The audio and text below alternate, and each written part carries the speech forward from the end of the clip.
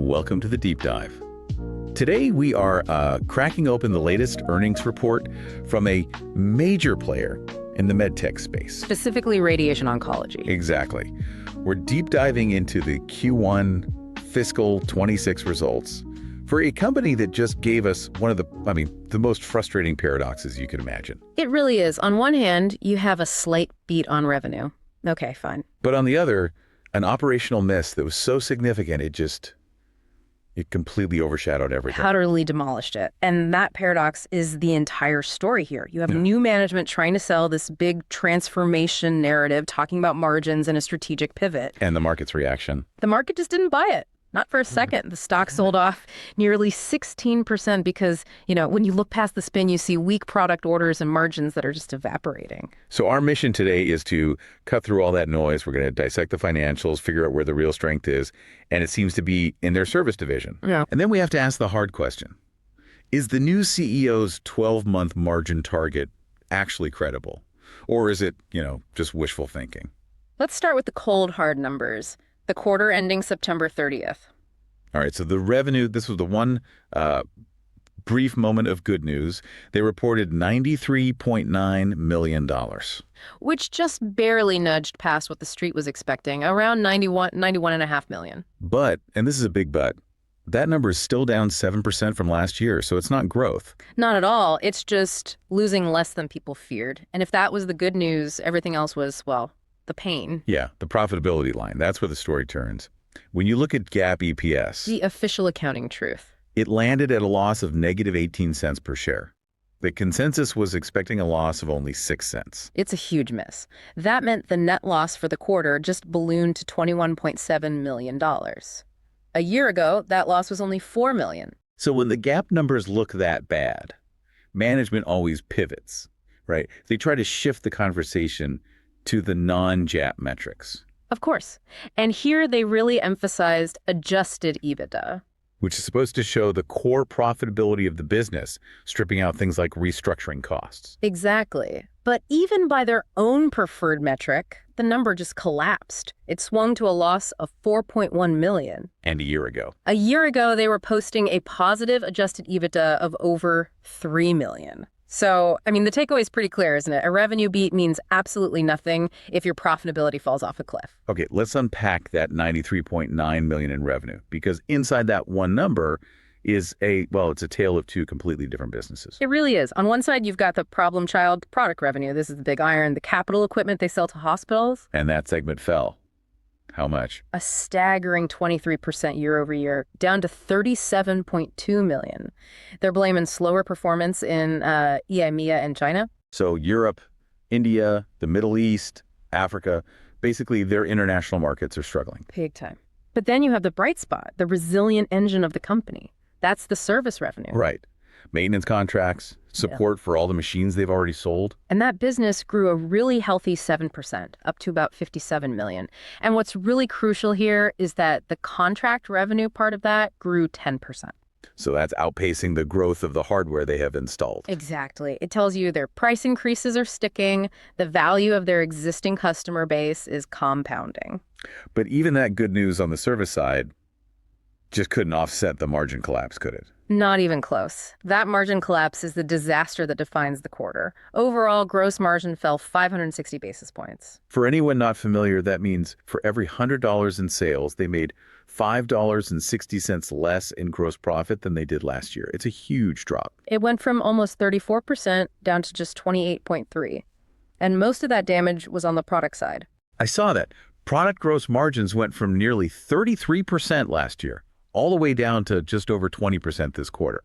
That's a collapse. It is. They broke it down into three main culprits. First, a $2.9 million hit from what they call an adverse geographic and product mix. Which basically means they're selling the wrong stuff in the wrong places. Right. Either lower margin old machines or they're having to discount heavily just to move units. That's it. Exactly. Second, another $1.1 million in new tariff costs. The U.S.-China tariffs. Yep. And third, a $0.7 million one-time charge for inventory obsolescence. You add that all up, and the profitability in their core business just got wiped out. It sounds like pure chaos. But there was a little flicker of good news buried in the operating expenses, if you look closely. That is a great observation. It's subtle, but it's there. So reported OPEX was up 3%. Which looks bad. Right, but that number is misleading. If you strip out $2.8 million in restructuring charges and another chunk for one-time financing costs, OPEX was actually down 4%. So that suggests the new management team is actually getting a handle on spending, even in their first few weeks. It's the first real sign of disciplined cost control. The problem is, all the cost control in the world can't hide the fact that future demand looks like it's cratering. We have to talk about the order book. The order numbers were grim, let's be honest. Gross product orders fell an alarming 29%. 29. That's a massive drop in the pipeline for future revenue. It is. Now, to be fair, they still have a huge backlog, $395 million. That's like 18 months of future product revenue already booked. But even that cushion is shrinking. It's down 16% from last year. And I saw they even canceled a $2 million order. Which they said was to maintain a high-quality backlog, but, a cancellation is a cancellation. So the theme here is that the service business is a steady cash machine, but the core business that actually feeds that service growth is sputtering badly. Which makes this strategic pivot from the new CEO, Steve La Neve, absolutely critical. There's no other choice. And he came out swinging on the call, didn't he? He just took over in October and immediately declared this a transformation year. Total focus on execution and margin expansion. And he made a point of saying it's a board-driven mandate, not just his own idea. Okay, but I have to be skeptical here. They just posted this disastrous quarter, yet they're reaffirming their full-year guidance. That seems optimistic. It's the biggest source of tension. They're sticking with $471 to $485 million in revenue for the year and $31 to $35 million in adjusted EBITDA. To hit those numbers from here, they need a heroic second half. A miracle. Yeah.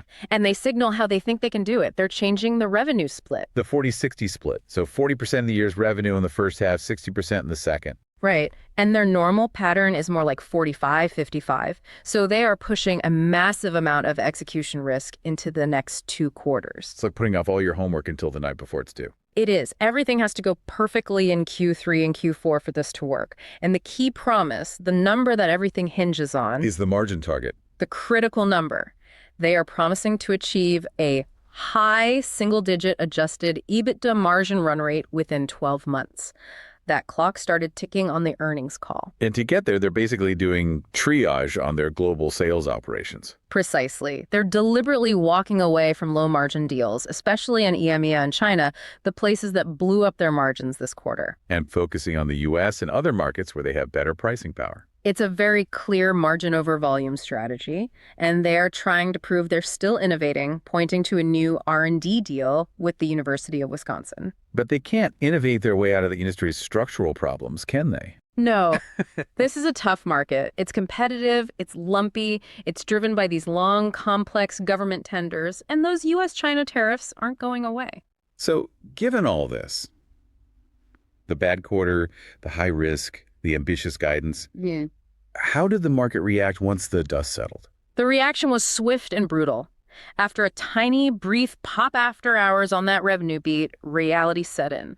The stock closed down almost 16% the next day. So investors basically said, we see the declining orders and the margin risk, and we don't believe the transformation story yet. That's exactly right. And when you compare the company to the sector, it's really damning. The company's stock is down 42% over the last year. Well, the broader medtech ETF, the IHI, is actually up about 4%. It confirms this is a company-specific problem. It's about their execution, not the overall market. And the analysts are cautious too. I saw BTI kept their buy rating, but they slashed their price target from $5 down to $4. Right. They're basically saying, look, there could be 170% upside if this works. But that's a huge if. And other takes, like from Seeking Alpha, were even more skeptical. Calling it the latest transformation attempt? And asking if it's too little, too late. The bottom line for you, the listener, is this. The service business provides a solid floor, but the execution risk in the product business is at an all-time high right now. Which brings us to our next segment. Okay. This brings us to our segment. This is not financial advice. We have to acknowledge this stock is what you'd call binary. It's extremely volatile. It either works spectacularly or it fails spectacularly. There's probably Not much middle ground here. Exactly. It either executes this plan and the stock re-rates much higher, or it misses that Q3, Q4 ramp and things get very ugly. So with that in mind, let's pitch a leveraged, outrageous, but plausible trade idea built entirely around their own risky guidance. The whole setup screams near-term pain. You have the 40-60 revenue split, and management flat out said Q2 margins will still be under pressure. So the stock is likely to struggle for at least another 3 months. I would think so. But you have that strong service business as a floor, and you have that hard 12-month target for high single-digit EBITDA margins as a long-term catalyst. So we're betting on a delayed recovery. What's the mechanic of the trade? How do we structure it? We use a barbell strategy. On one side, you make the long-term bet. You buy longer-dated equity or, for more leverage, call options, let's say 18 months out. Okay, so that's the bet that the new CEO actually pulls this off, hits the target, and gets the stock re-rated towards that $4 price target sometime in 2026. That's the positive thesis, but you have to protect yourself from the near-term risk. What if Q2 is another disaster? Which is where the other side of the barbell comes in. Exactly. Simultaneously, you purchase short-term put options to hedge against a downside surprise from the next earnings report. This protects you from that H2 revenue shift risk and any more bad news on product orders. So what's the big risk to this specific trade? The timing. The biggest risk is that management, knowing they're under a microscope, manages to pull some revenue from Q3 into Q2 to make the quarter look better. If they do that, the stock could spike, and those short-term puts would expire worthless. So the trade is an aggressive bet that the pain continues through the entire first half of the year, followed by a dramatic recovery in the second half. It's a way to capitalize on the extreme volatility that their own 40-60 guidance has created. Okay, so to recap the core takeaways. The company has a really solid foundation in its service business. That grew 7%. It's the engine. But the house is on fire in the capital equipment business. A 29% decline in orders and that severe margin contraction.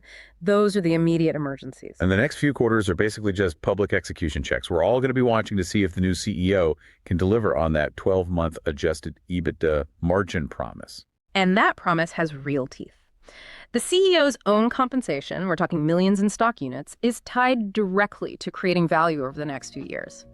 Which leaves a final provocative question for you, the listener, to think about. Go on. If the CEO is personally incentivized for a long-term turnaround, what specific immediate metric will be the very first credible signal that this is actually working? Will it be product orders finally stabilizing? Will it be service margins expanding even more? Or will it be hitting that overall EBITDA goal? Which one of those will be the first green shoot that tells the market it's time to stop selling and maybe start buying the story?